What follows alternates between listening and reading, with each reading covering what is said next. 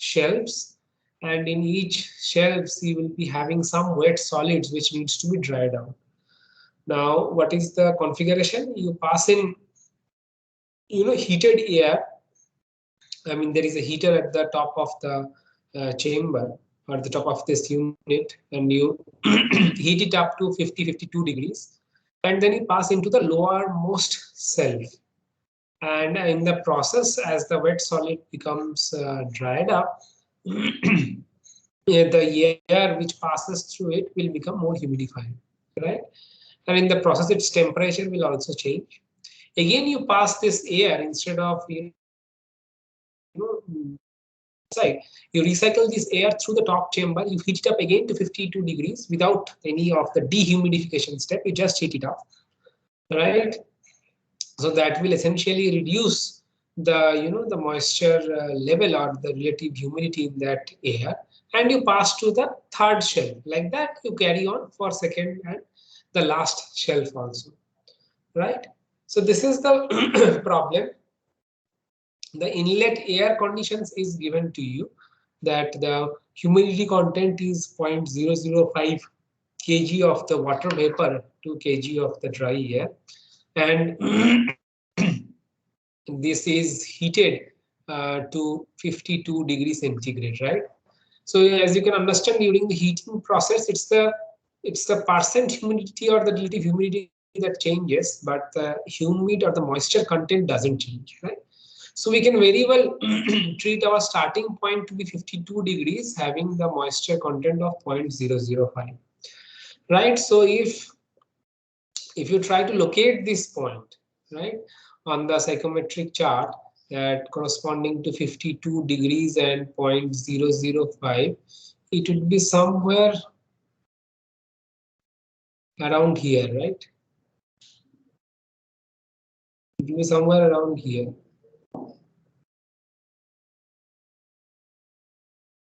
Around here. Please follow my, pointer. And from there, as it comes in contact with the solid, right? As it comes in contact with the I hope I'm right. Sorry, it's 0.005, so it's not 0.05. So it is 52 degrees and 0.005 would be somewhere here, right? Somewhere around here. So the percent humidity is around 6 to 7%. It may be further less. I think it will fall nicely on the 5% line. So as you can realize that it is the relative the percent humidity of this air is 5%, right? And this while when it comes in contact with the this wet solid, it becomes saturated to 60% humidity, right? So what does this operation on the psychometric chart look like? You move along the adiabatic saturation line parallel to the adiabatic saturation line up to 60% humidity. Somewhere around here, maybe here. So this one leads to 50, so further another one. Something like that.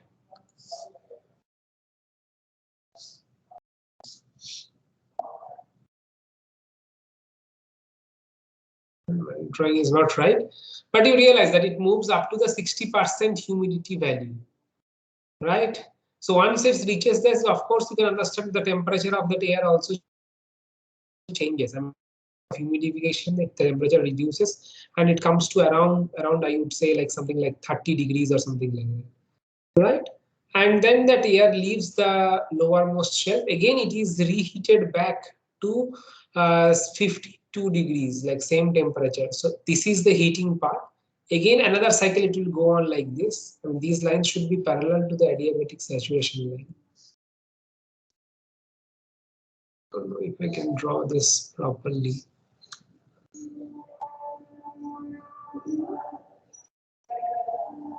Still, why it is the pen is moving up? I don't know. Let me try to draw it in a better way. So this is the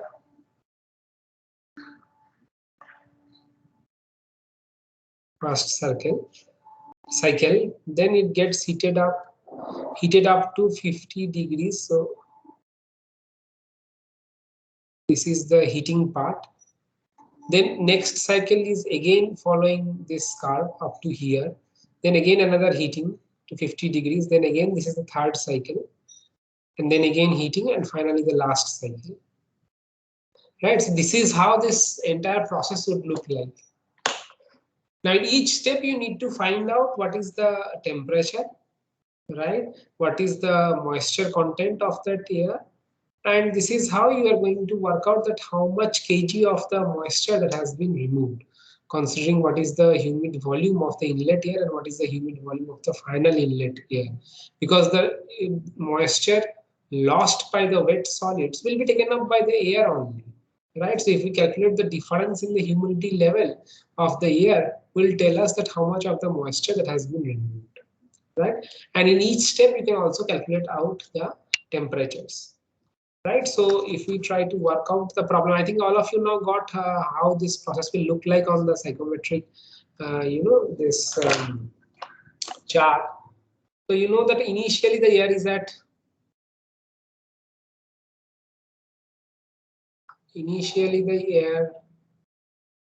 is at 52 degrees centigrade, right? That is known to us, and the Y value is 0.005.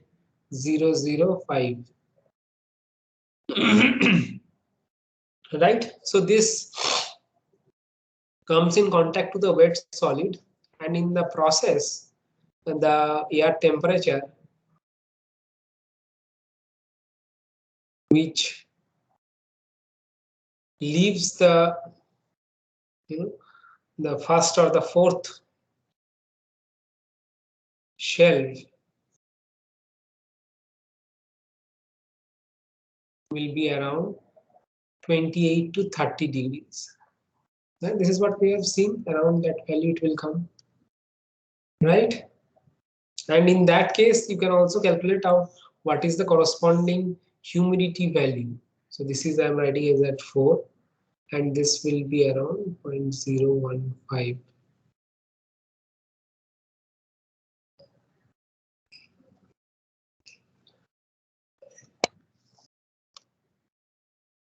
Now what is asked in the problem is the temperature of the material in each tray. Now how to find out? The temperature will be at its adiabatic condition or at the adiabatic saturation value, right? So this material, when the air leaves at 28 or 30 degrees, the material temperature would be at its wet bulb or the adiabatic saturation temperature. So the adiabatic saturation temperature is nothing but the value corresponding to the 100% humidity, and that will be around 23 to 24 degrees centigrade. Right? So that is the value corresponding to the adiabatic saturation point, right? Corresponding to 100 degrees, or it may be slightly more also. Apparently, as it looks, this will be slightly around 22 degrees. Okay. So what does it mean? That the air that leaves after the fourth shelf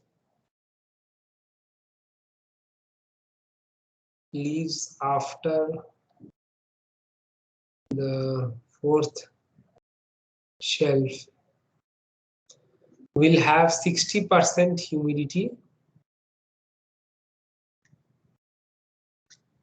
right? This humidity, absolute humidity value would be around 0.015, right? The temperature of that air, let's write T4, would be 28 degrees centigrade, and the adiabatic saturation temperature would be 22 or 23 degrees centigrade, something like that. So these are the values of the air as it leaves the fourth chamber. Now once it leaves the fourth chamber, right, again it is reheated to 52 degrees. Right? Again it is reheated to 52 degrees and then fed to the third shelf. Right? So now it is reheated as per the problem to 52 degrees again.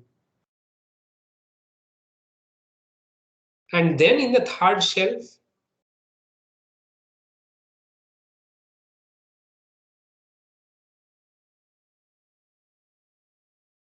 it goes, I mean, shelf spelling is wrong, shelf.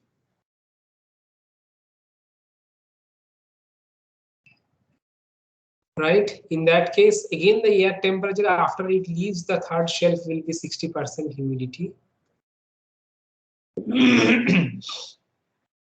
Right? So the air already had a moisture absolute humidity of 0.015. Now in this case, the absolute humidity further increase from 0.015 to 0.027. Right? The temperature of this air would be not 28 degrees anymore. It would be slightly higher. So in this case, you can tell me what would be the temperature value, and correspondingly the adiabatic saturation temperature will also be defined.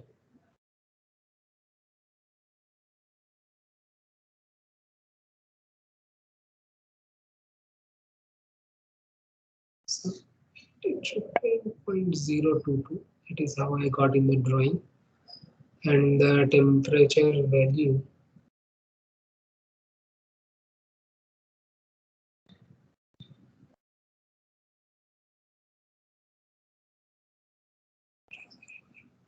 is 35 degrees.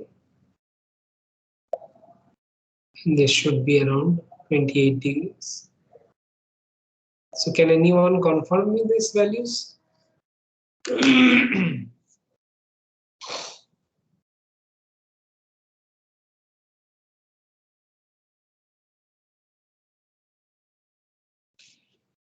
So initially the air is, this air is at 5% humidity. Then as it moves to the fourth shelf, I mean the bottommost shelf, it becomes 60% humidity. When it is reheated to 52 degrees again, and this 20% humidity from 60%, and then it is fed to the third shelf. So like that, we got the temperatures or the properties of the third shelf. Can anybody tell me what happens to the second shelf? So again, this is reheated to 52 degrees centigrade, right? The same year. So now in the second shelf, as we are coming up, can anyone tell me what should be, so the see again it will come to 60% humidity. Can someone tell me what should be the value of the this humidity, temperature, and the adiabatic saturation temperature? Adrija? Yes, sir. What would be these values? Sir, I don't know.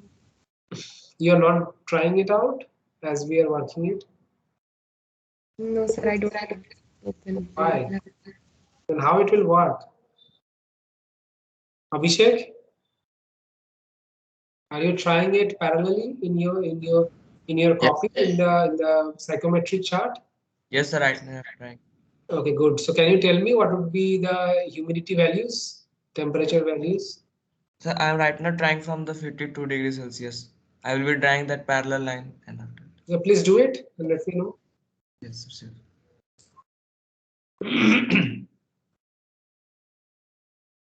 Vardhan? Yes, sir. I'm also trying the 52-degree parallel line. Okay. Please let me know when you get it.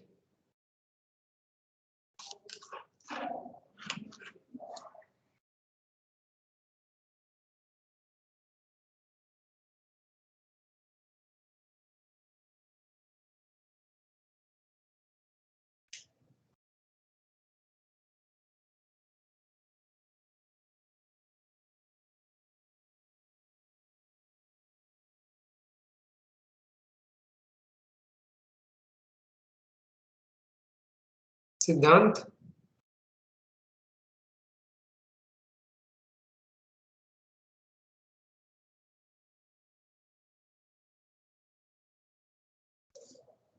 Yash? Are you guys there?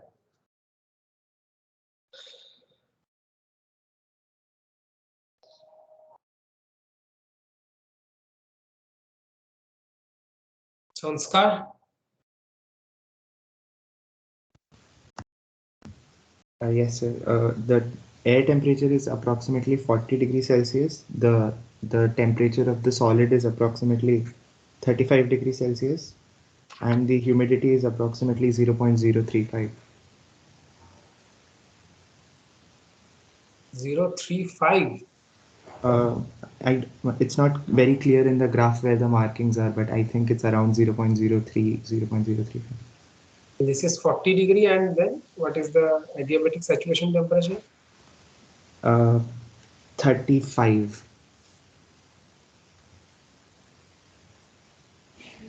I'm talking about the second shelf, okay?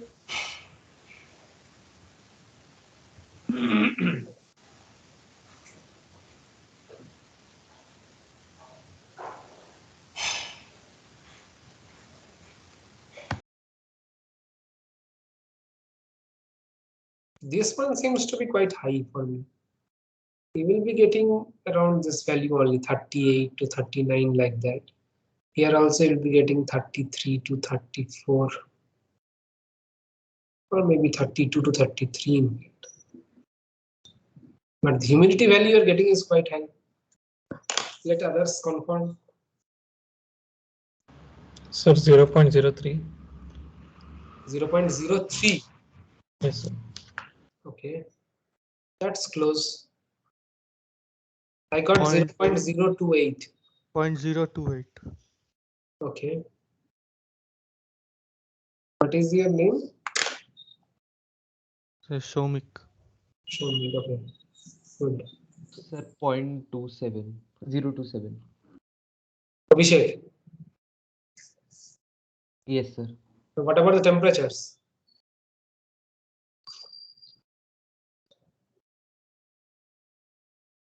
Sir, the temperature is just a minute, sir.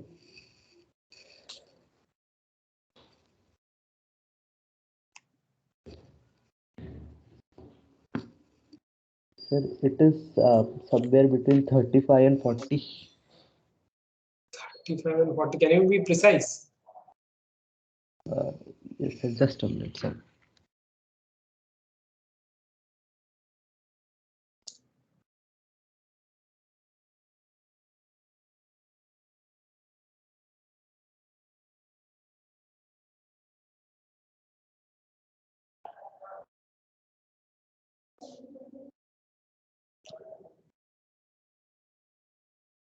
What about the first shelf? So 0.034. 42 degrees And and around 36 degrees. 36. Yes, sir. Okay, so I got 33. That's close. And this one I got 0.033. So that is also close. Okay.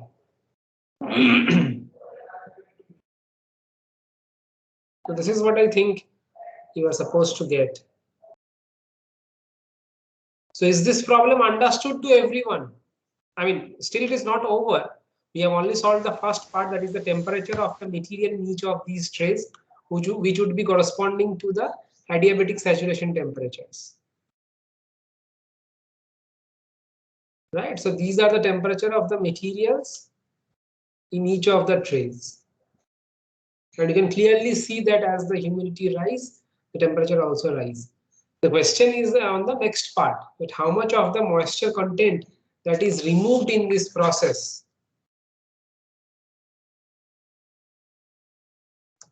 Can anyone tell me how do we find it out? Of course, by the mass conservation, the humidity which is lost or the moisture that is lost from the solids will be taken up by the by this air, right, which is used to dry it out. So anyone, how do you work this out?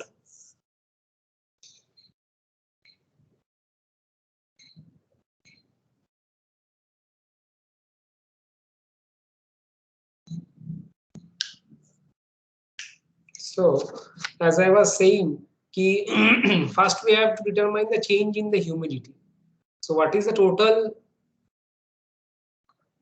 change, or rather say increase in humidity you have? So initially it was 0.005, right, at the start when it was fed to this unit, and after making 4 cycles, as it leaves the dryer, let us assume it to be 0.033 or 0.033, right? So this will approximately give you 0.028. So this is the amount, the moisture or the levels of humidity that has changed,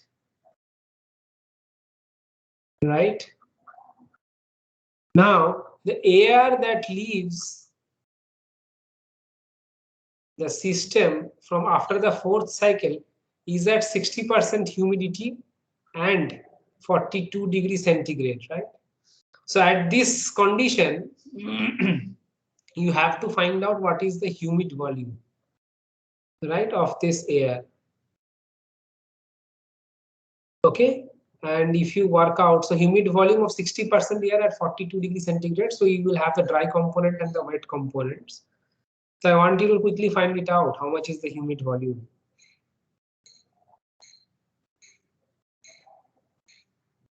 If you do the work out the numbers, it will be getting something like 0.494 meter, 94 meter cube per kg of the dry air, right? You know how to work this out, this humid volume, right? So now the question, if you look into the question, it is said that you have the flow rate of the air as 5 meter cube per second, right? 5 meter cube per second is the mass flow rate of the air that is leaving the system. So how you can estimate, how do you get this? If you have a mass flow meter at the end of the system, that can tell you that what is the amount of air or humid air that is leaving the system, right? So the volumetric flow rate of air that is mentioned to you, right? So if you have a volumetric flow meter, which is essentially nothing but a rotameter, right, you can measure out what is the flow rate of the humid air that is leaving the system. So mass of the air, mass of the air leaving the system would be how much? Nothing but this 5, which is meter cube per second, divided by this humid volume, that is 0.94, right, meter cube per kg. So this will give you the values in terms of, you can work this out. This will be around 5.35 kg per second, right? So this is the mass flow rate of the air that is leaving the system, right? So what is the amount of water vapor that is removed? You will simply multiply this mass flow rate of the air that is leaving the system with the change in the humidity, because this is the amount of humidity that is removed from the system, right? So mass of water vapor,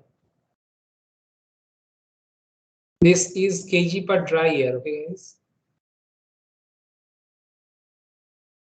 So it is nothing but 5.35, and with that you multiply to this value 0.028.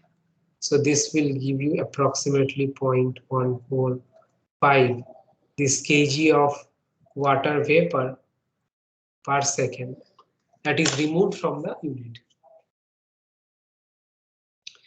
If the mass of the air is already mentioned in the problem, in this case it was the volume, that's why we had to convert this into mass, because the humidity values are in terms of mass units, right? So if the mass flow rate is already mentioned, then you just multiply that mass flow rate with the change in the humidity values. right? And that will give you the amount of water vapor that is removed from the system. Is this part clear to everyone?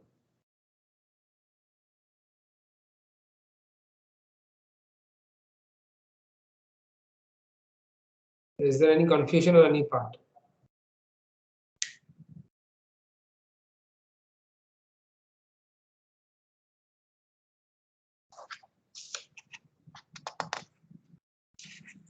If not, then we will move to another problem.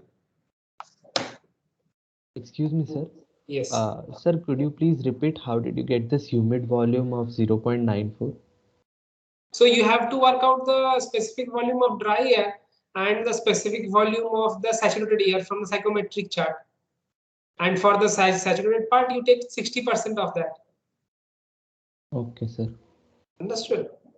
That's how we get this humid volume for 60%, humidified air at 42 degrees. So corresponding to 42 degrees, you have to find out what is the specific humid volume and specific volume of dry air. There is one curve, and what is the specific volume for saturated air. These two curves are there in the humidity psychometric chart, right? The specific volume of dry air is there, and specific volume of the saturated humid volume is there. So you read the corresponding values for 42 degrees. And to that, you take 60% of whatever is the value for saturated humid volume. And if you add them up, you will get the specific volume of dry air. Alternatively, you can also work out from the formula, if you recall.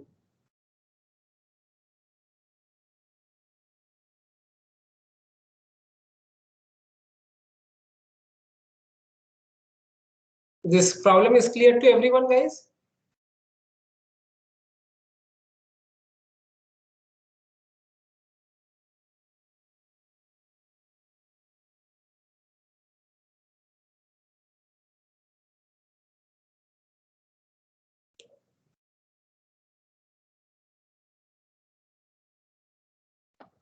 If yes, then we go to the next problem.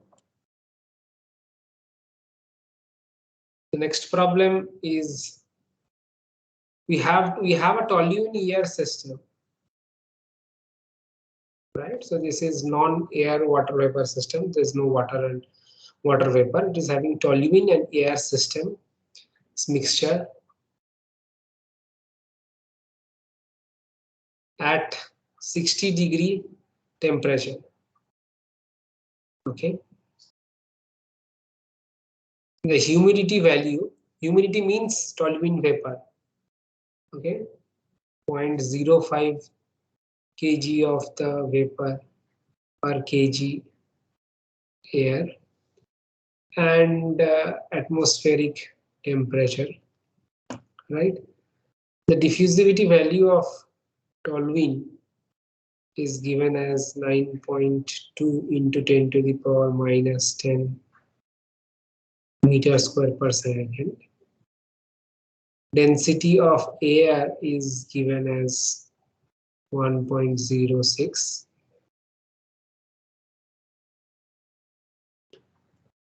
And the viscosity is given as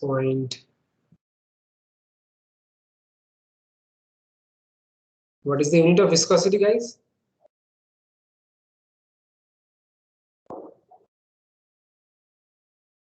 Ankit?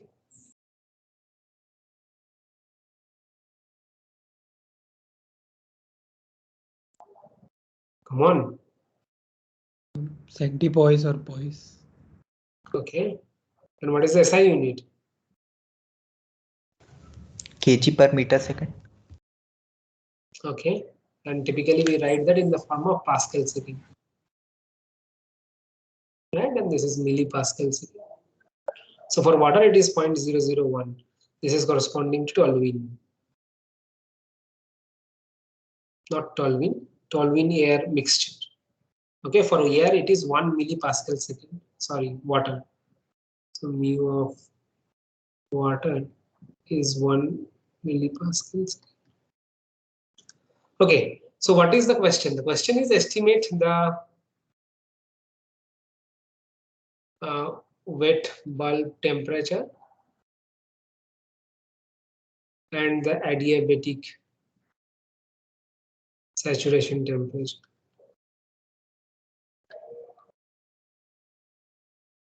Of course, these two will be widely different, or at least different because it is not a air water vapor system. Okay. So now, how do you think we can estimate this out?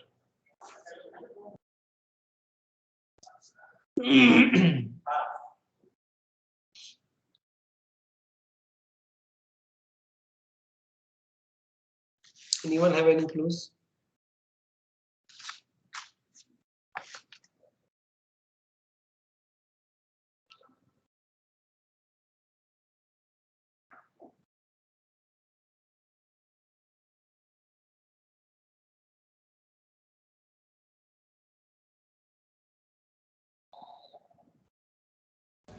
Sir, I had a question, like wet bulb temperature and adiabatic saturation temperature would be approximately same, right? No. I mean, you cannot say it here. You have to work that out. But in some of the previous problems when we were asked to find... Yes. There it was same. So why? I think we had a long discussion on this. Sure. Yes, sir. Yes, sir. So it is because the Lewis number of air water vapor system is close to 1, but it is not the case for other systems. And then in that situation, we cannot have this equality of this ratio Hg by Ky to be equal to Ch. Do you get it? Yes, sir. Yes, understood. For wet bulb temperature, this Hg by Ky, or the ratio of the heat to the mass transfer coefficients, is important, and the estimation of the adiabatic saturation temperature, this specific heat capacity Ch is important. Now these two would be equal. I mean, the ratio of these two would be equal to 1 only for air water vapor system. That's true for low to moderate values of humidity, because the specific heat capacity also changes with humidity, right? Only at low to moderate values of the humidity this equality exists, right? But for other systems it doesn't. So that is the reason why these two would be different. I mean, how much different is that again matter of once you work it out, but it will be different.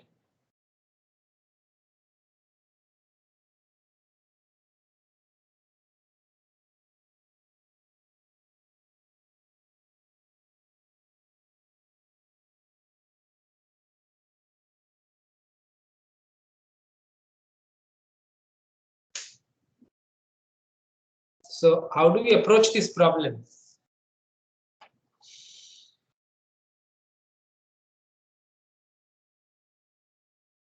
Again, I have to call out the names. Saksham.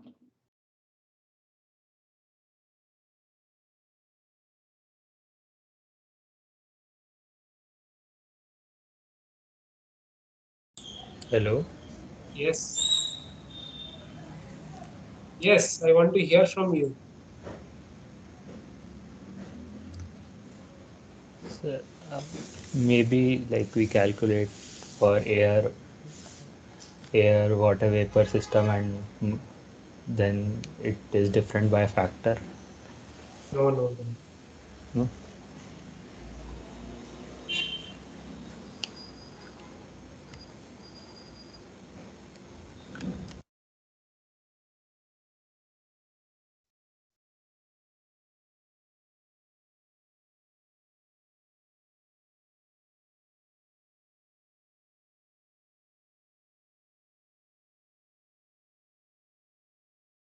Anyone?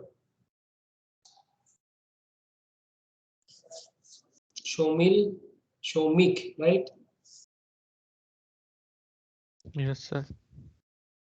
What do you think? Sir, maybe first we need to get an estimation of the Lewis number. Okay, that's on the right track. So how do you propose we estimate the Lewis number? We have the diffusivity coefficient. So Lewis number is the ratio of Schmidt number to Prandtl number. Prandtl number. Yeah. Right. So please, that is the first step we need to do it here. Is to work out the Lewis number. And Lewis number is equal to Schmidt number by Prandtl number. The Schmidt number is mu by rho d, and Prandtl number is Cp mu by k. So that is the first step to work out. So for Schmidt number, you already have this mu rho d values. For Prandtl number, you do not have this Cp mu k values. That is something you have to get it from another source. Quickly get it and estimate what is the Schmidt number value and what is the Prandtl number value, and tell me. Now, ideally, these parameters should be evaluated for the mixture.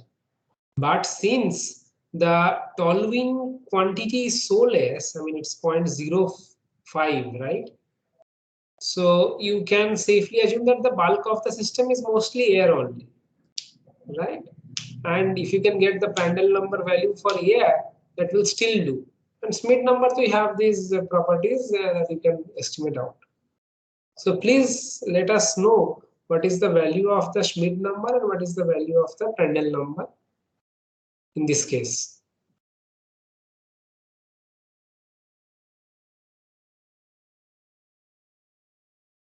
And I hope all of you can now relate that once you get these two parameters, you can essentially use this formula. Hg by KYCH 0.57.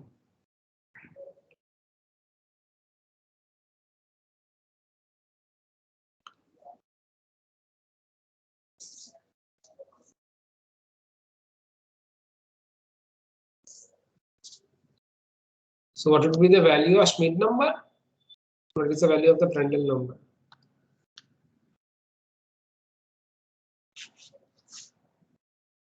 Come on, quickly, guys.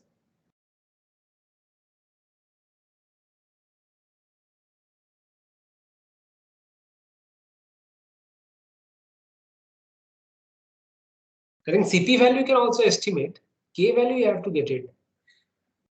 Cp value, though, you know what is the formula. So that is 1.005 plus, right? To that you have to multiply what is the latent heat of vaporization. That is 1.256. So this is kilojoule per kg Kelvin.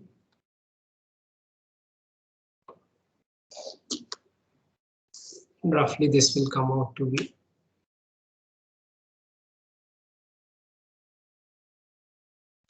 something like this.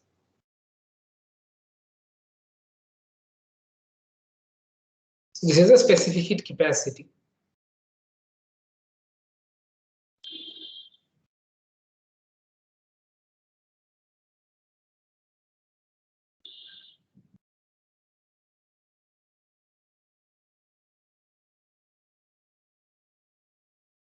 Now, please tell me what is the value of Schmidt number and Prandtl number? The Schmidt number is 2. 2, yes. Prandtl number? Calculating.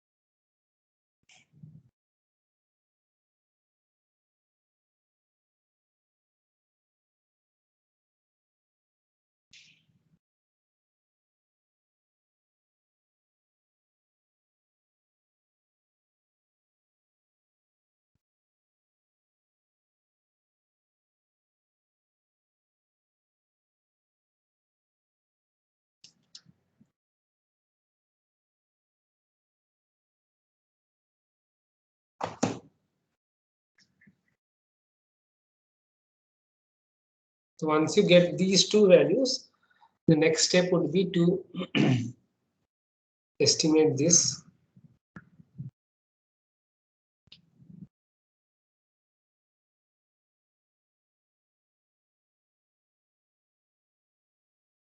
Right? So from here, you know the value of C, you will be knowing the Lewis number. So this ratio of Hg by Ky will be found out.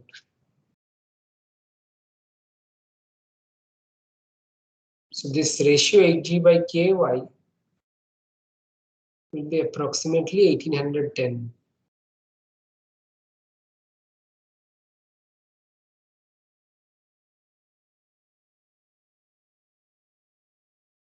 Can anyone of you confirm me this? If you are able to get this Hg by Ky, the problem is half done.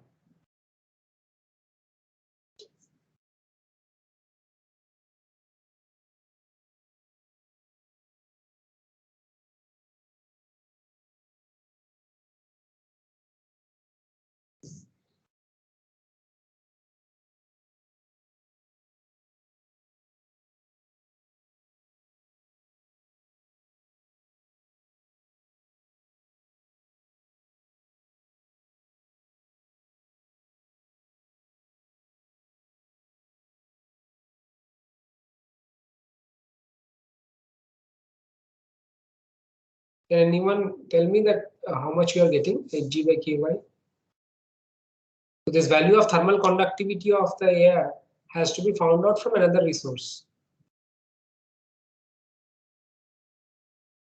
Or you can also search for Prandtl number of air. I think there is also a readily available quantity.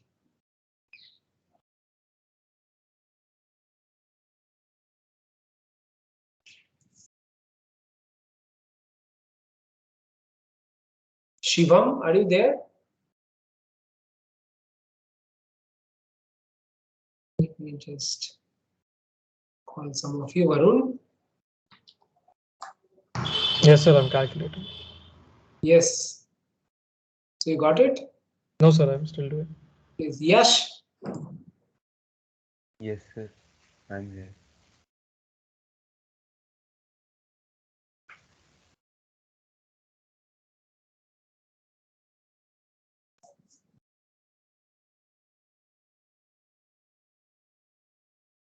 Anyone got?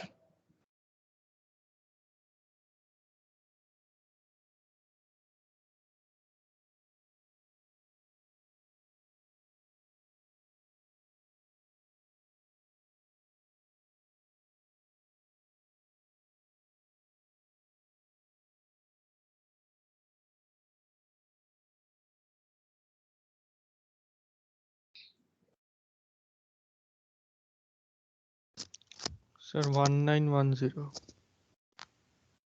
1910. Yes, sir. Anyone So else? maybe because I took the Prandtl number from a graph online, that's why. That's okay. Slightly higher. Anyway, the experimental value is 850. So it is not bad also. Anybody else?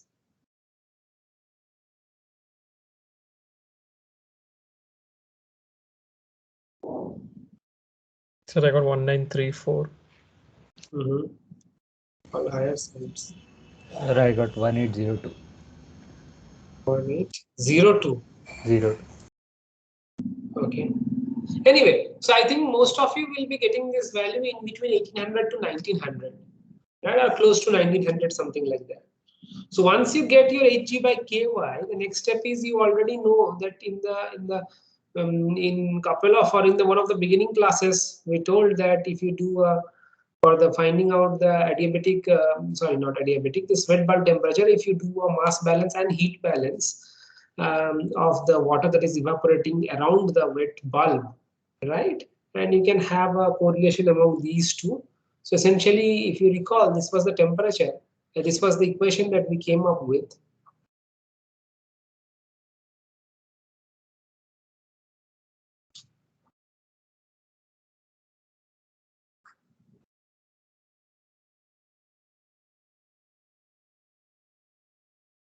Right? This is something which you recall for the wet bulb temperature. In the case of adiabatic saturation temperature, this was like specific heat capacity, but for wet bulb temperature, this was the equation, right? So now the question is, so this one is known to you, this value is known to you. So this is 60 degrees, right? It's given in the problem. This value is also known to you, 0.05, right? This value is also now known to you. It is the whatever this value 1810. If you get 1910, that is the value you should be using. Okay, and this one is for toluene vapor. The heat of vaporization is 404.46 kilojoule per kg Kelvin. Right. So now the question that comes is how do we estimate these two? I mean this one TW, because here YW is also unknown. So from one equation, how do you estimate two unknown quantities? You cannot, right? So what is the way out? So the way out is that to have an iterative calculation and also use the Antoine's equation. So if you recall, the Antoine's equation that relates the partial pressure or the the vapor pressure with respect to the temperature. So this is what I got from the this Perry's handbook, that where P is in bar. So this is PV, vapor pressure, right?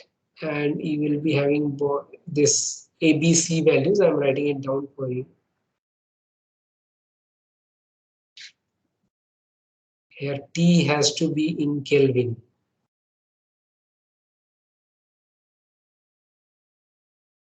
But still this doesn't relate it nicely, because here it is in partial pressure of the toluene, right? So what is the way out? You can always relate this partial pressure with respect to the humidity. How? Let us say first I will tell you the steps. Let us say first you assume a TW. You assume a TW. Say this TW to be 35 degrees centigrade, right? So if you know this TW, right, then you can easily work out what is the vapor pressure from this Antoine's equation.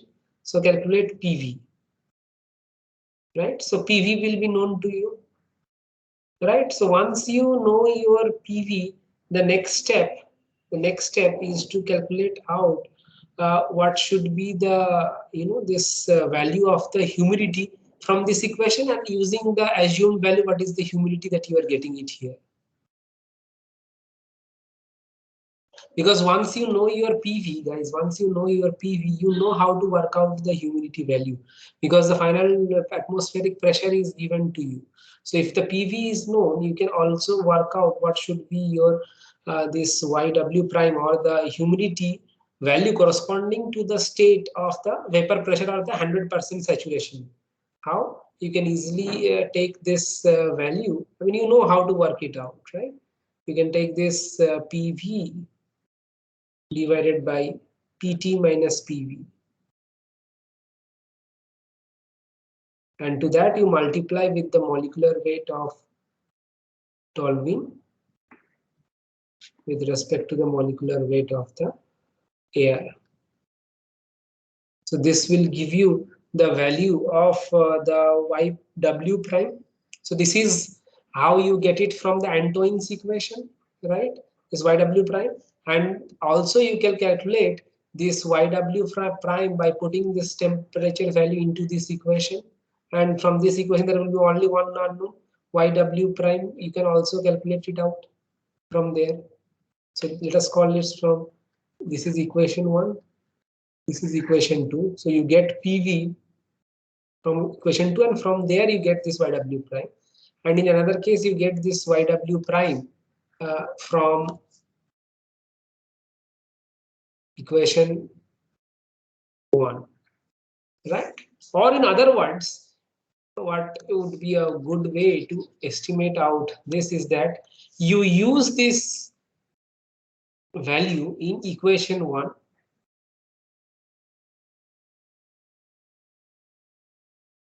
You use this y prime value into equation 1, and you can also estimate. Now you can estimate your TW. Now if you find that the guess and estimated value of TW, they are close, then it is fine. This is what the value of the TW that we are looking for. If they are not close, then you choose this new value of the TW to be as your new guess, right?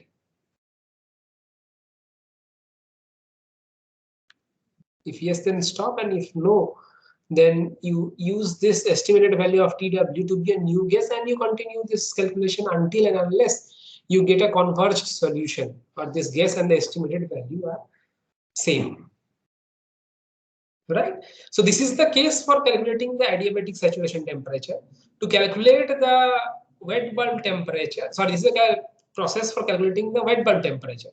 To calculate the adiabatic saturation temperature, it's the same step, except in the case of, as I said, in the case of Hg by Ky, you will be using the specific heat value for adiabatic saturation temperature.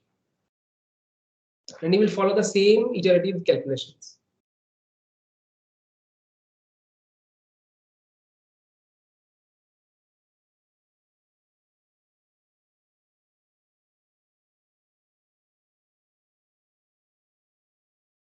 Is this clear to everyone?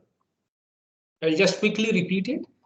So we have to estimate the wet bulb temperature and the adiabatic saturation temperature for air Tolvin system, right? So the first step is to estimate the Lewis number, right? And if you estimate out the Lewis number, can anyone tell me what is the value of Lewis number that you get? If you estimate the value of the Lewis number, you will see that it is not close to 1.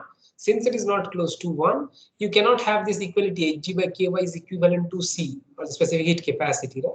So you work out this Lewis number, which is the ratio of Schmidt number to Prandtl number. Some of the quantities of the physical quantities are already given. Something you have to find it out. Okay, to calculate your specific heat capacity, this is the heat capacity for the air part, this is the heat capacity for the Tolvin part, and to do that you multiply with the humidity value, right? So this will give you the heat capacity of the Tolvin air system, right? So that is C, H, and or this heat capacity. You already found out Lewis number. So using this relation, you can calculate out what is your Hg by Ky. Once you know what is your Hg by Ky value, you have to use this equation to work out the wet bulb temperature.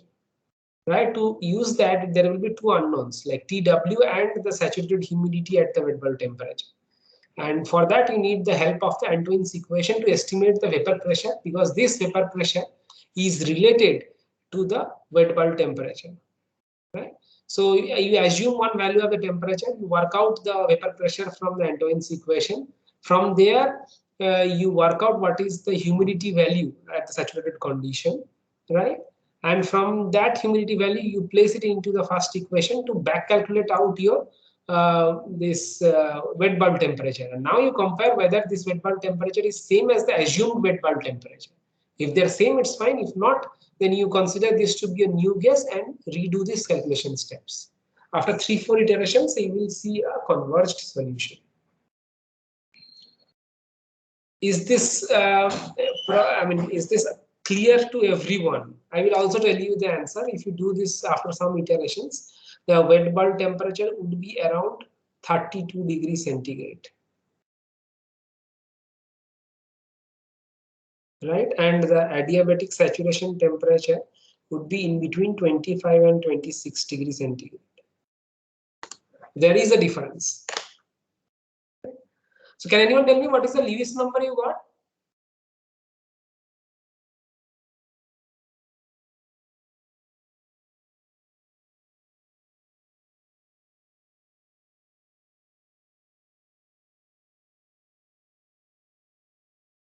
$2.77. 2.77. So see, it is deviated from 1, right?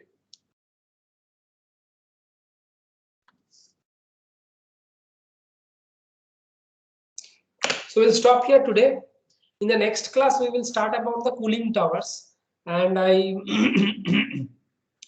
suggest everyone to please work out these problems yourself, right? I mean, I haven't told you the intermediate values of these different iterations or the different steps, but I have given you a brief overview of the calculation steps that you need to do.